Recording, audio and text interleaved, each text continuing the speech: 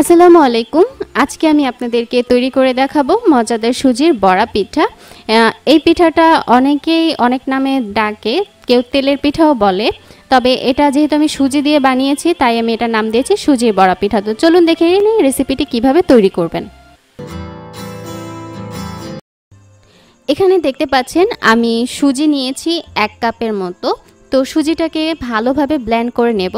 সুজিটা যখন ভালোভাবে ব্লেন্ড করা হয়ে যাবে তারপর একটা পাত্রে ঢেলে নিচ্ছি।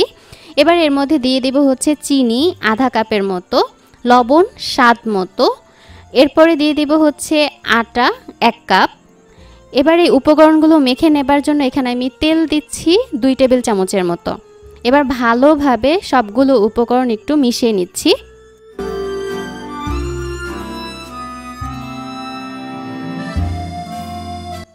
এবার এর মধ্যে আমি একটু পানি অ্যাড করে দিচ্ছি। পানিটা আপনাদের প্রয়োজন মতো দিয়ে দেবেন। তারপরে একটা চামচ দিয়ে খুব ভালোভাবে পানির সাথে মিশিয়ে নেব। তো দেখতে পাচ্ছেন আমি একটু চামচ দিয়ে খুব ভালোভাবে মিশিয়ে নিচ্ছি, কারণ এর মধ্যে যেন ফাঁপা ভাবটা না থাকে আর দানা দানাও যেন না থাকে। খুব সুন্দর করে কিন্তু মিশিয়ে নেওয়া হয়ে গেছে। এই ডোটা খুব বেশি পাতলাও হবে না, আবার খুব বেশি ঘনও হবে না।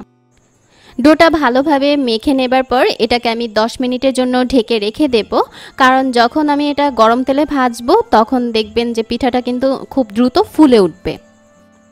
এবার যে কড়াইতে আপনি পিঠাগুলো ভাজবেন সেই কড়াইতে আগে থেকে একটু তেল দিয়ে গরম করে নেবেন। তেলটা যখন গরম হয়ে যাবে তার মধ্যে এভাবে একটা চামচ দিয়ে ডোটাকে ছেড়ে দেবেন। তো এটা যখন আস্তে আস্তে তেলের উপরে ভেসে উঠবে তখন এইভাবে একটা খুন্তি বা চামচ দিয়ে তেলটা একটু পিঠার উপরে দিলে এটা কিন্তু বেশ দ্রুত ফুলতে শুরু করবে। যখন এক পিঠ হালকা ব্রাউন হয়ে যাবে তখন অপর পিঠ উল্টেও ঠিক একই প্রসেসে ব্রাউন করে ভেজে নেব। তো দেখতে পাচ্ছেন এটা কিন্তু বেশ ফুলে উঠেছে আর এখন এটা হয়েও গেছে। দুপাশ ভালোভাবে ভেজে নেওয়ার পর এবার পিঠাগুলোকে আমি তুলে নিচ্ছি। তো দেখতে পাচ্ছেন পিঠাগুলো কিন্তু বেশ ফুলকো ফুলকো হয়েছে। তো একে একে আমি বাকি পিঠাগুলো এই প্রসেসেই ভেজে নেব। পিঠাগুলো ভাজার সময় একটু লক্ষ্য রাখবেন চুলার আঁচটা যেন মিডিয়াম আঁচেই থাকে। এতে করে আপনার পিঠাগুলো কিন্তু খুব ভালোভাবেই হয়ে যাবে, মানে ভিতরটা কিন্তু কাঁচা থাকবে না আর উপরটাও পুড়ে যাবে না, একবারে প্রপার ওয়েতেই কিন্তু পিঠাগুলো হয়ে যাবে। পিঠাগুলো ভেজে নেওয়া শেষ। দেখতে পাচ্ছেন প্রত্যেকটা পিঠাই কিন্তু ফুলকো ফুলকো হয়েছে আর হচ্ছে গিয়ে এটার কালারটাও কিন্তু খুব সুন্দর আসছে। একেবারে বেশি ডার্ক ব্রাউন যেটাকে বলে সেটা কিন্তু না, একেবারে লাইট ডার্ক ব্রাউন যেটাকে বলে। আর দেখতেও বেশ সুন্দর লাগছে। আর ভিতরটা আমি একটু ভেঙেও দেখাচ্ছি। দেখতে পাচ্ছেন ভিতরটা কিন্তু খুব সুন্দরভাবে হয়ে গেছে, কোনো কাঁচা নেই। তো এভাবে করে আশা করছি আপনারা বাড়িতে তৈরি করতে পারবেন আর খেয়ে জানাবেন যে আপনাদের কাছে কেমন লাগলো।